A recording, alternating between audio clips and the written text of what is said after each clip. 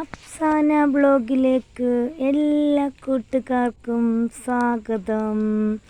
എല്ലാവരും സുഖമായിട്ടിരിക്കുന്നു എന്ന് വിചാരിക്കുന്നു. എല്ലാവരും സേഫായിട്ടിരിക്കുക. ഇവിടെ ചെറിയ മഴയൊക്കെ ഉണ്ട്.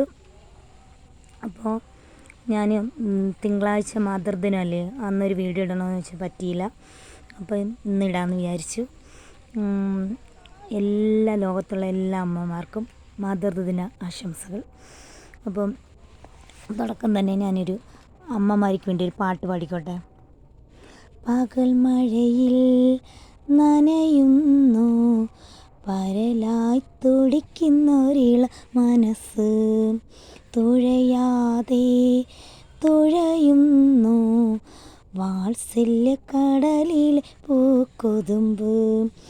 ഇനി എന്ത് അറിയില്ലല്ലോ, ഇനി എന്ത് മോഹം അറിയില്ലല്ലോ, വെറുതെ പറന്ന് പോയി നിനവേ എന്നമ്മേ ഒന്ന് കാണാൻ. എത്ര നാളായി ഞാൻ കൊതിച്ചു ഈ മടിയിൽ വീണുറങ്ങാൻ, എത്ര നാളായി ഞാൻ നനച്ചു. കണ്ടില്ലല്ലോ കേട്ടില്ലല്ലോ എൻ കരളുരുക ഒരു താരാട്ട്, എന്നമ്മേ ഒന്ന് കാണാൻ എത്ര നാളായി ഞാൻ കൊതിച്ചു. മാതൃദിനം ആയതുകൊണ്ട് എല്ലാ അമ്മമാർക്കും വേണ്ടി ഈ പാട്ട് ഞാൻ സമർപ്പിക്കുന്നു. അപ്പോൾ ഞാൻ പറയാൻ പോകുന്നത് വെച്ചാൽ, എനിക്ക് ഒരു ഉമ്മയുണ്ട്. എൻ്റെ ഉമ്മയെന്ന് വെച്ചാൽ വളരെ സ്നേഹമുള്ള ഒരു ഉമ്മയാണ്.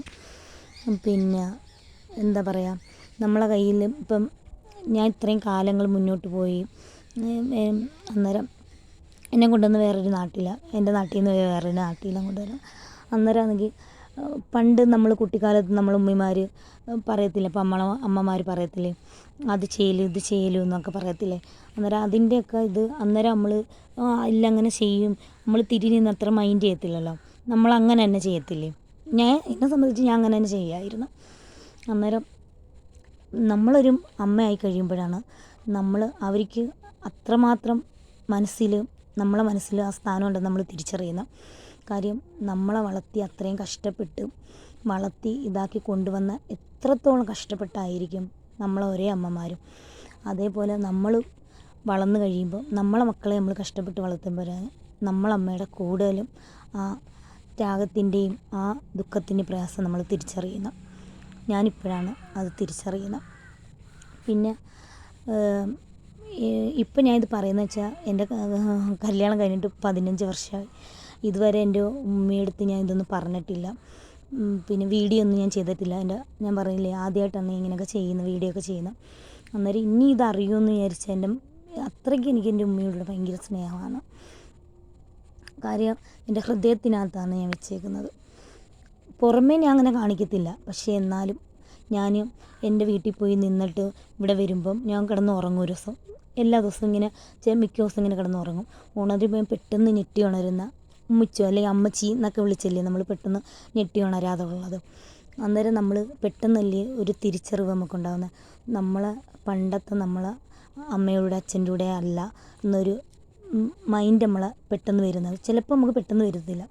നമ്മൾ ഒറ്റയ്ക്കാണ്, നമ്മളെ മക്കളും ഭർത്താവൊക്കെ ആയിട്ട് ഒറ്റയ്ക്കാണ് നമ്മൾ ജീവിക്കുന്നതെന്നൊരു അന്നേരം ആ നിമിഷം ഒരു വല്ലാത്തൊരു ഫീലും ഒരു വല്ലാത്തൊരു വിഷമമാണ്. അവരെ നമ്മൾ ഒരുപാട് മിസ് ചെയ്തെന്ന് ഉള്ള ഒരു ചിന്താഗതിയാണ് എനിക്ക് വരുന്നത്. എന്നെ സംബന്ധിച്ച് അങ്ങനെയാണ്. അന്നേരം ഞാൻ പൊട്ടിക്കരയാറെന്നുള്ളത്. കാര്യം എത്ര ദൂരമാണ് ഞാൻ പെട്ടെന്ന് അകലത്തല്ലല്ലോ, പെട്ടെന്ന് വിളിക്കാൻ പറ്റിയ ഇതിലല്ലോ, എത്രയ്ക്കായാലും കുറച്ച് ദൂരമില്ലേ. അങ്ങനെ അതണക്ക് ഇപ്പം എല്ലാവരും മേടിക്കുന്നുണ്ടാക്കി ഇനി ഇവൾ വീഡിയോ ചെയ്യുമ്പോൾ കാണത്തില്ലേന്നും ഇല്ല. ലോകത്തിൽ എൻ്റെ ഉമ്മയ്ക്കും വാപ്പയ്ക്കും മാത്രമാണ് ഈ ടച്ച് ഫോൺ ഇല്ലാത്തത്. അതുകൊണ്ട് ഉമ്മയും വാപ്പയും ഇത് കാണത്തില്ല എന്നുള്ള ധൈര്യം എനിക്കുണ്ട്. എൻ്റെ സ്നേഹം ഞാൻ ഈ പറയുന്നതും ഒന്നും കാണത്തില്ല, ആ ഒരു ഉറപ്പുണ്ട്. കാര്യം എൻ്റെ ഉമ്മയ്ക്കും വാപ്പയ്ക്കും ടച്ച് ഫോണില്ല. എൻ്റെ ഉമ്മയ്ക്ക് സാധാ ഒരു ഫോൺ പോലും ഉപയോഗിക്കാൻ അറിഞ്ഞൂടാ. അന്ന് എനിക്കും അറിഞ്ഞുകൂടായിരുന്നു. ഞാനും ഈ പിന്നെ 6-7 കൊല്ലം ഇപ്പോൾ ഒരു 5 വർഷമായതേ ഉള്ളൂ ഞാൻ പഠിച്ചിട്ട്, എനിക്കും അറിഞ്ഞുകൂടായിരുന്നു. അതുകൊണ്ട് കാര്യം നമുക്ക് അതിന് മുമ്പ് സാധാ ഫോണല്ലേ, ടച്ച് ഫോൺ ഉപയോഗിക്കുന്ന അറിഞ്ഞൂടല്ലോ. അപ്പം ഇത്രയൊക്കെ ഉള്ളു. വീഡിയോ ഇഷ്ടപ്പെട്ട ലൈക്ക് ചെയ്യാൻ മറക്കരുത്. അപ്പം ഇഷ്ടമുള്ളവർക്ക് കാണാം, താല്പര്യമില്ലാത്തവർ കാണണ്ട. അപ്പം അടുത്ത വീഡിയോ ആയിരിക്കും. ബായ്.